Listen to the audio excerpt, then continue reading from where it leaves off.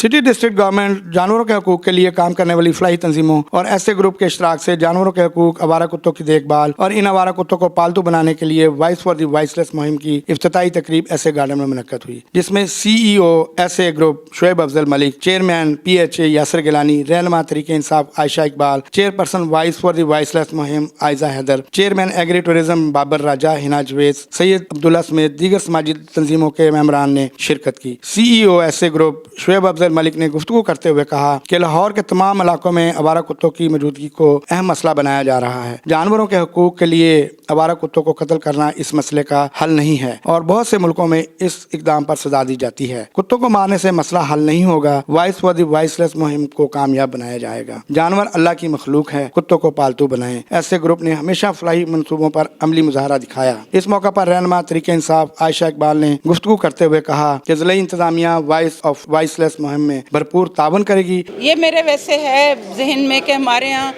जुल्म बहुत है, पौधे पे भी जुल्म है, जानवर पे भी जुल्म है, इंसान पे भी जुल्म है, हर तरह का उसको ग्रो नहीं करने दिया जाता।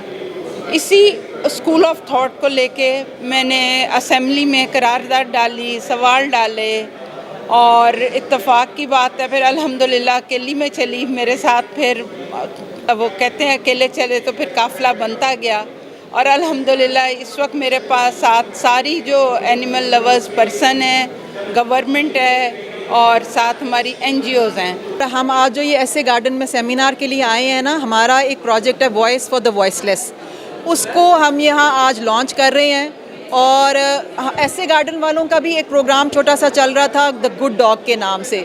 तो बेसिकली हमारे प्रोग्राम आपस में मिलते थे और हमने चूँकि जो हमारा बड़ा काम है ना वो हुकूमत के साथ हमने हुकूमत को ऑन बोर्ड लिया है कि ये जो कुत्ते मारने की मुहिम है इसको बंद किया जाए और हम अपने जो पाकिस्तान के कुत्ते हैं उनको सेफ़ कर लें, यानी कि वो उनमें बीमारी ख़त्म हो जाए, रेबीज़ का कोई ख़तरा ना हो और उनकी पॉपुलेशन कंट्रोल करने के लिए उनको स्पे न्यूटर कर दिया जाए।